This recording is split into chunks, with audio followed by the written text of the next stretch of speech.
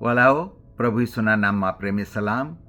અને આજે હું તમારી સાથે પ્રભુના વચનોમાંથી જે બાબત બતાવવા માગું છું એ પ્રભુની ભલાઈ અને પ્રભુ કેટલા સારા છે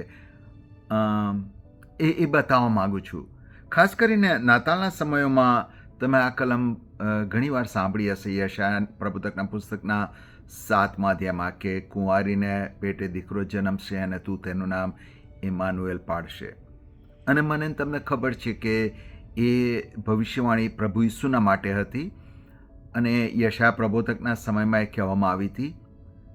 પણ મેં કદી એ રીતે નહોતું વિચાર્યું કે એ ભવિષ્યવાણી શા માટે એ યશાયા પ્રબોધકના સમયમાં કહેવામાં આવી. શા માટે એ મૂસા જ્યારે પૃથ્વી પર હતો ત્યારે ભવિષ્યવાણી કરવામાં ન આવી, કે યહોશુઆ કે સમુએલ કે દાઉદ રાજાના સમયમાં કે એલિયાના સમયમાં એ ભવિષ્યવાણી શા માટે ન કરવામાં આવી?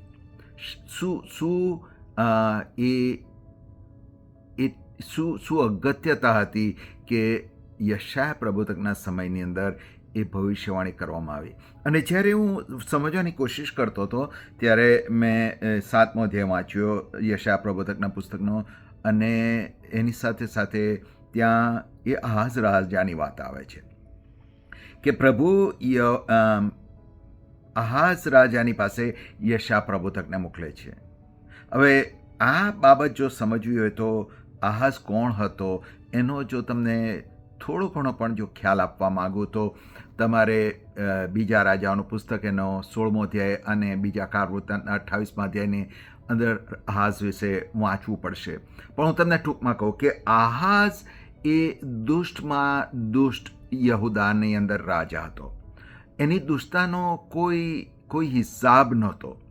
થોડીક જ બાબતો જણાવું તો એણે પ્રભુ પર ભરોસો કરવાના બદલે એણે પ્રભુના મંદિરના જે સામગ્રી હતી એ અસીરિયાના રાજાને એણે ભેટ આપીને પોતાની મદદ માટે બોલાવ્યો હતો. અને ત્યાર પછીથી એ અસીરિયાના રાજાને મળવા જાય છે અને ત્યાં આગળ જોવે છે કે એક વેદી દમસ્કસમાં હતી અને એ પોતાના યરૂશલેમની અંદરથી એ યાજકને મોકલે છે અને કહે છે કે તું આ વેદીની નમૂના પ્રમાણેની વેદી બનાવ. અને છેવટે એ વેદી બનાવવામાં આવે છે અને એને પ્રભુના મંદિરમાં સ્થાપિત કરવામાં આવે છે. અને એ કહે છે કે હવે આ નવી વેદી જે મેં મૂકી છે એની ઉપર તારે અર્પણો ચડાવવાના છે. એ પ્રમાણેની એ યાજકોને આજ્ઞા કરે છે. એટલું તો ઓછું હોય એ પ્રમાણે એણે જે યરૂશલેમના મંદિરની અંદર જે સમુદ્ર અથવા જે કુંડ હતો જે 12 ગોધાઓની ઉપર જે બ્રોન્ઝના ગોધાઓની ઉપર મૂકવામાં આવેલો હતો એને ઉતારીને સાઈડ પર મૂકી દીધો, પથ્થરો પર મૂકી દીધો. એણે મંદિરની અંદર બલિદાનોને બંધ કરાવ્યા. એણે જે ધૂપ ચડાવતા હતા એ બંધ કરાવ્યા. અને સૌથી વિકેટ બાબત એણે જે કરી હોય, એણે પોતાના સગા દીકરાનું અર્પણ ચડાવ્યું વિદેશી દેવી દેવતાઓને. આટલો બધો ક્રૂરમાં ક્રૂર અથવા તો દુષ્ટમાં દુષ્ટ એ આહાઝ રાજાની ઉપર જ્યારે સિરિયા અને ઇઝરાયલના રાજાઓ ચડાઈ કરે છે ત્યારે ગભરાઈ જાય છે. અને એ સમયે પ્રભુ એની પાસે યશાયા પ્રબોધકને મોકલે છે. પણ પછીથી યશાયા પ્રબોધકની સાથે પ્રભુ કહે છે કે તું તારા દીકરાને લઈને જા.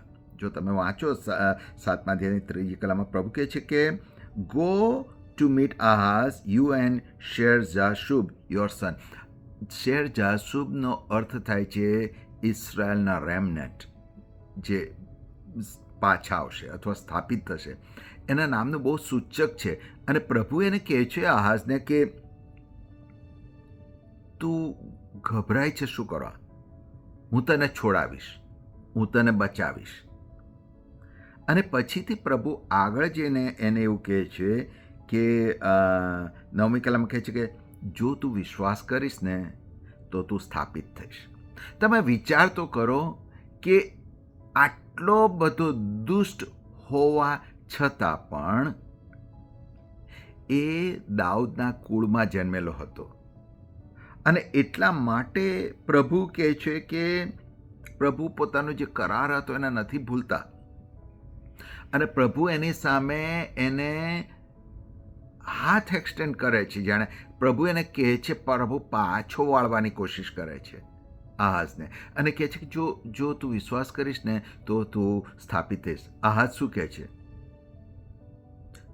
અને ના, પછી પ્રભુ એને આગળ કહે છે કે તું માગ, તારે શું નિશાની જોઈએ છે, હું તને આપીશ.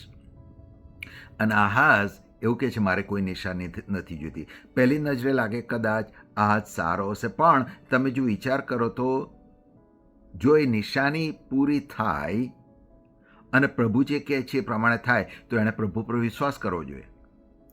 અને એ પ્રભુ પર વિશ્વાસ કરવા તૈયાર નહોતો, એ પ્રભુને પાસે આવવા માટે તૈયાર નહોતો.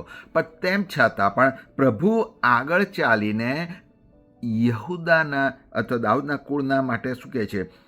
પ્રભુ કહે છે કે ઓકે, તારે નિશાની નથી જોઈતી, પણ હું મારા લોકોના માટે નિશાની આપું છું કે કુંવારીને પેટે દીકરો જન્મશે અને એનું નામ ઇમાનુએલ હશે.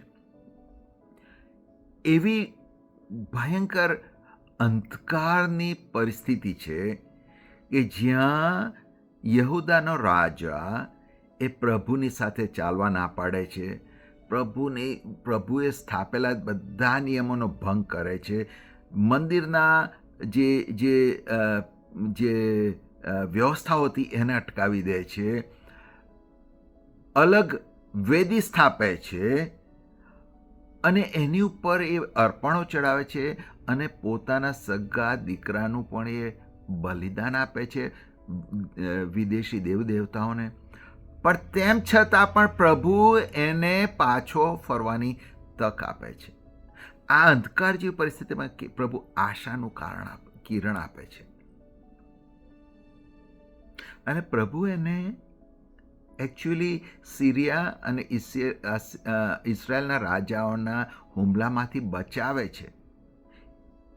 એ બતાવે છે કે પ્રભુ કેટલા ભલા છે, પ્રભુ કેટલી હદે જાય છે લોકોને બચાવવાના માટે.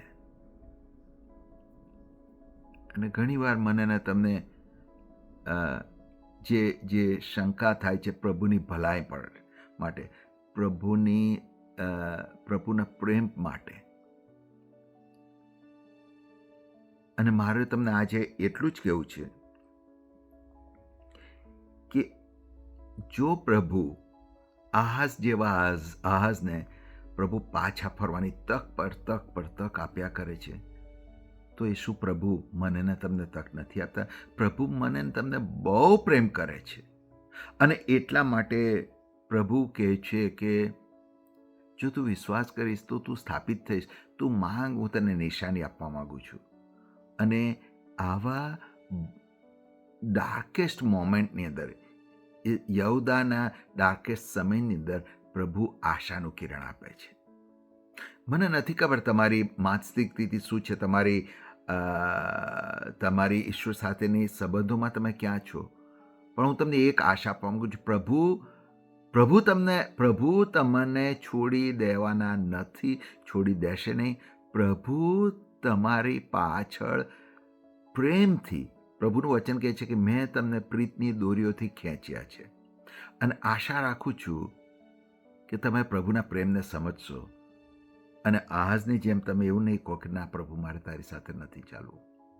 પણ પ્રભુ તક આપે છે, વારંવાર તક આપે છે. પ્રભુ મારા તમારા બધા ઉલ્લંઘનોને ઉપર જઈને પ્રભુ મને તમને તેડી રહ્યા છે, અને આશા રાખું છું કે પ્રભુને તમે હા કહેશો. Thank you.